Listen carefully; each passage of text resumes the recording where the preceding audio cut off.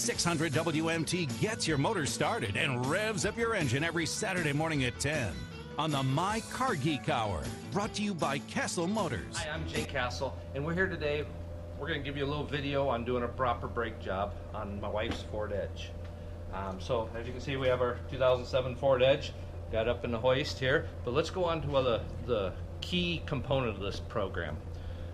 We're using the Carquest Platinum Professional brand brake pads and the Wherever rotors. Okay, as you can see, the rotors are in a plastic bag right now. We're going to take those out here in just a second. We'll explain that in just a second. The Platinum pads, the thing I like on the Platinum pads, Carquest Platinum pads, they got the 4 shim pack on the backside to reduce any noise. The pad quality is superior to any. Nice quiet brake pad. It's not going to have the brake dust that's going to build up on my wife's cool chrome wheels. So we want to make sure that we have a brake pad that doesn't leave a bunch of brake dust. The Platinum pads, the other nice thing I like about those is they do come with all the necessary shim and hardware kit. A lot of times you buy inexpensive brake pads and they don't come with the hardware kit, and the hardware kit is very important. So we want to make sure that we replace that when we're doing a brake job to do a proper brake job on this type of vehicle. So let's go. Like I said before, the brake rotors come wrapped up in a baggie, and what they have is they have an oil residue on them. It's to protect them while they're sitting in shipping, so that they don't are on the shelf, so they're not they don't rust, have any problems there.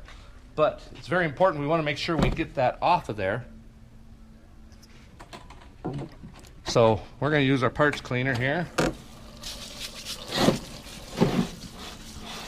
going to clean up all this oil residue here.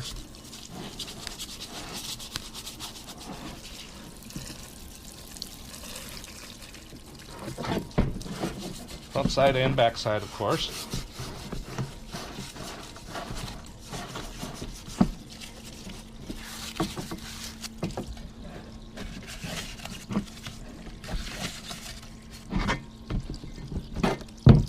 Then when I'm done, I'm going to use my Carquest brake clean. I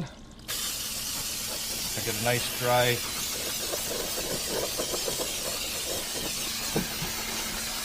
clean up this rotor really nice, make sure it's good and clean, get all that oil residue off it.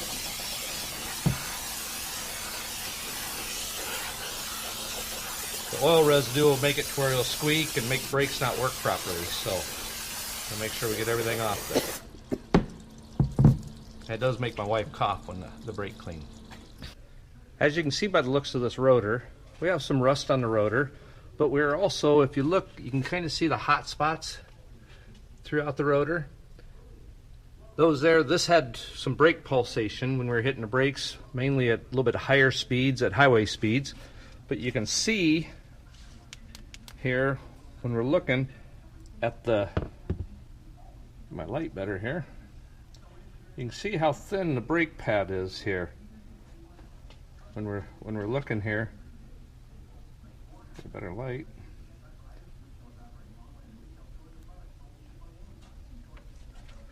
And you can see when we're looking here on this outer pad, the thing we want to look at is the thickness of that pad up against the rotor here. You can see how very, very thin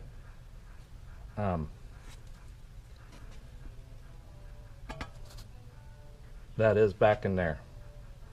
Okay, one of the things I do when I'm doing a brake job, the pistons are going to have to be pushed back in on the caliper when we're done to put the new brake pads in to make room for the new pads. What I normally do is I'll take a screwdriver before to get started, and I'll pull in here, and you can see I'm just pulling the caliper. I'm pushing both pistons in is what I'm doing. Whoa! By doing that, what I'm also doing is we have caliper slides right up here, upper and lower, and at this point I'm seeing whether my caliper slides are frozen up or not. With this here, they pushed in nice and easy, so I know my caliper slides aren't frozen. So now I'm going to loosen up my bolts to take it apart here. Okay, now we talked about the caliper slides. What we got is this bolt here, and it's a slide. It's got grease on it on the top and the bottom. So, and you would notice when you're doing the job, you also want to always pay attention. You notice when I pulled these out, they're different lengths. And I pulled the longer one out of the top and the bottom one, shorter one out of the bottom. So we're going to set them off to the side. We're going to pull off our caliper. You can see our pistons are still pushed out. We'll push those in just a couple minutes here. Okay, I got my caliper loose and everything. Now the one thing I want to make sure I don't do is I don't want to hang it by this hose. Okay, that's hard on my hoses. So what I'm going to do is I'm going to take a little wire tie here that you can buy at your local Carquest store, by the way. And I'm just going to support my caliper up here. I'm going to tie it up to my strut.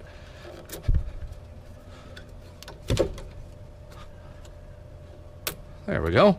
That way it's hanging and we're not hard on our hose here. Now I'm going to pull out my brake pads, and as you can see, the brake pads are getting very, very thin on this one. Sometimes you need to take a little screwdriver here with it. Pop out the brake pad.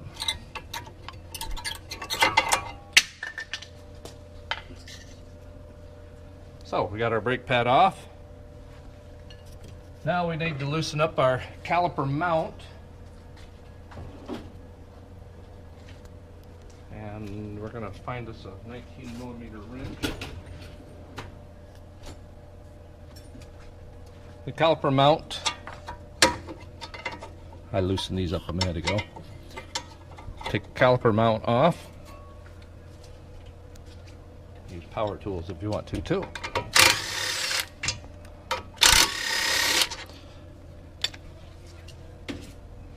As I'm doing this, I'm always inspecting all of my hardware to make sure I don't have bolts that look like they're twisted or bad or heads that are rounded off. My caliper slide comes off. Now note that my caliper, this is only going to go on one direction because our bolts came in from the back side. We're going to take off our caliper mount. And we're ready to take off our rotor. That might take a little bit of force. Oh, this one didn't. Get our rotor off. We're going to take our rotor off here. And you can see how crusty this rotor was looking with all the metal coming off here and all the hot spots. This one here had a little bit of a shake to it when you're hitting the brakes at highway speeds. I want to make sure that this surface here is nice and clean. So we're going to take our parts cleaner here. We're going to clean it up a little bit. Excuse me.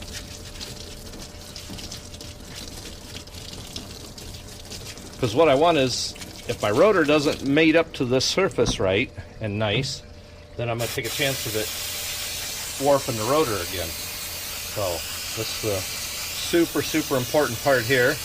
Make sure we get this all nice and clean, this mounting surface between this rotor and this hub assembly. Now we're spraying our Carquest brake cleaner to get any extra residue and any extra garbage off it. We're going to feel around. It kind of needs a little scrubbing up here. A little bit of oil residue, but it feels nice. We don't have a bunch of rust and all that, which is nice.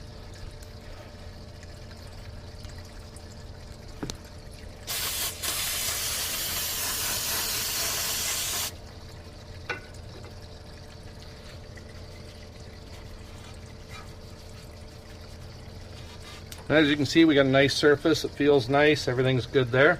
So we're going to put our Carquest rotor on.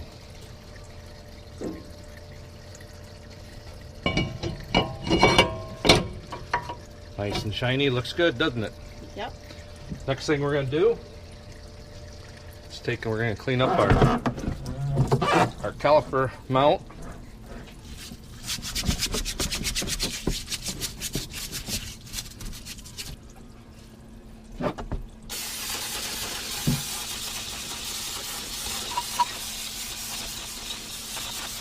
Clean up this mount. We're going to inspect it all nice, and we're going to install our new hardware.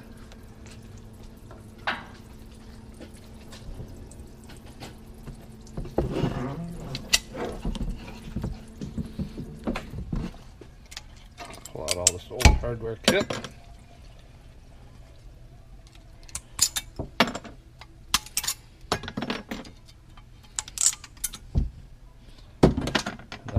Okay, I put in my caliper mounts, and I want to make sure that I torque the bolts to a proper torque spec.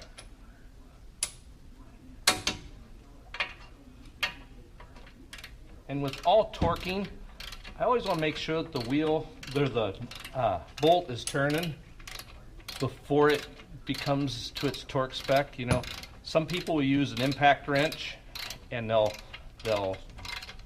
tighten it down, and then they'll take a torque wrench and just check it and see if it's right. I want to make sure that I'm turning before it hits, because if I just do that and it hits, how do I know what it's torqued to? If I torque this with an impact wrench, and then I grab a torque wrench and I just grab it and it goes like that, how do I know? I know because I turn the bolt. I want at least a half to one turn before it hits torque. So I look up your torque specs. I just torqued the caliper mounts down to 98 foot-pounds, which is what they're supposed to be from the factory. Okay, so I got my brake pads. One of the things I always do, kind of a weird thing that I do, but I always lay out all my parts when I'm ready to do my job here. Okay, I'm getting out all my brake pads, laying everything out on the counter here. First off, I can make sure that everything is correct.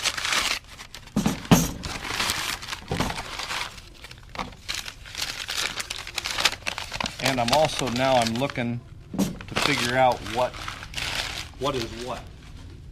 Okay. I got my brake pads here. They all got their liners on them. And when I'm looking at them from the back side, they all look exactly the same. From the front side, they all look the same too. So that's a good thing. Now I'm going to take my brake hardware kit that the Carquest Platinum Professional brake pads came with, and I'm going to look at it. And I kind of set everything up in, I got two calipers, so I'm doing two sides. So I lay everything out basically in twos. Okay, so now I got my 4 inserts. I got my little squealer tab here. I got for both sides, so I know I got everything I need. Okay, now when I'm doing my hardware kit, I also want to pay attention when I'm getting ready. Put my hardware in here. I'll make sure it all seats in nice, fits in good. That one does there. I also want to pay attention. The hardware kit is just a little bit different on each one. There is a right side and a wrong side for installing these, so you want to pay attention. We got this, how it's smooth on this one side. It's got the little hangout on the other side. If I put this one in here wrong, it's going to rub up against my rotor and make some noise, so I don't want to do that. So I'll make sure that I put the correct side on the correct one. I should just slide in here nicely and fit in there nice. Okay, the other nice part about Carquest and the Platinum Professional Series on the brake pads, it comes with the grease for your caliper slides. What I want to do is wherever, not for my caliper slides, for my brake pads, in my hardware kit, I want to put just a little bit of grease where my brake pad's going to ride. Wrong finger, I should use my other one here. On the back side. I want to put just a little bit of grease. That way my brake pads aren't bound up in the metal slides here. Got every opportunity to slide free. Now we'll notice with the brake pads, the Carquest Professional Series, we got the strip here, which is a burnishing strip. Makes it to where it helps the brake pads burnish into the rotors properly, so we get the best stopping and the quietest brakes. Okay, put my brakes in there.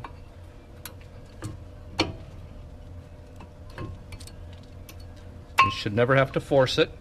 It should slide together real nice like that. Caliper, the pistons. What I do, they make all kinds of fancy tools, but me, the at-home guy, I'm going to take one of the old pads.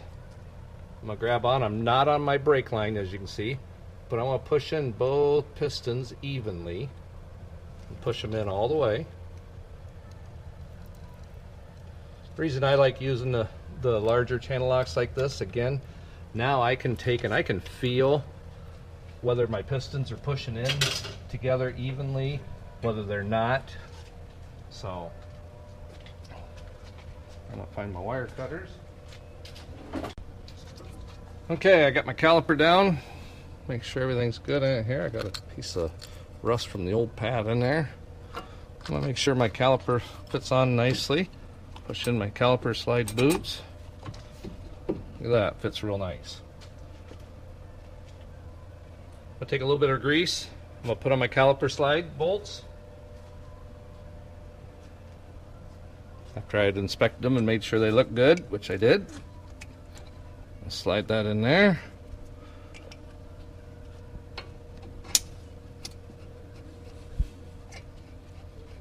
And we're going to tighten up our caliper bolts. Again, we're not going to use power tools. We're going to do it by hand. And we're going to torque them to the proper spec. Okay, I got my bolts tight. Torque them properly. I always double check, just a little paranoid. Always safe, better to be safe than sorry. Now it's time to put the wheel back on. Okay, we got our brakes done, and we're going to do a proper torque of our wheel. So I've looked up my torque spec, it's 100 foot-pounds of torque. I like to go in a star pattern. You can see I like to have, like it to turn before it hits its torque yield. Now after I've done it, I go around just to, I don't try to tighten them anymore, but I just want to torque them all. And now we're going to go on to the very most important part of the whole brake job now. When we get all said and done, we need to come in and push on the brake pedal. So what happens is we push those calipers, the pistons back in the calipers. Come around over here. What you're going to find, we need to put a little bit of, we need to get those calipers back to where they're touching at least. So the first time I touch the brakes, you're going to see they go clear to the floor. So if you start it up and take off, it's going to go clear to the floor and you have no brakes. So we're going to give it 3 or 4. After my second pump there, it was good. I'm going to give it 4 or 5 pumps. My brake pedal feels great. We're all good and we're done with the brake job. So now we've done a brake job. You've seen the do's and don'ts. If you have any questions, don't be afraid to call me, 396-2698. I'm always willing to help out on anything we can do. I want to give a thank you out to Carquest for supplying us with some very, very nice quality products here. Carquest here in Cedar Rapids on 16th Avenue. Stop down, give them a shot. Tell them Jay Cassill sent you. Check out what I'm doing at mycargeek.net. CassillMotors.com, and we also want to thank Cassill Motors for letting us use this beautiful shop today. Thank you.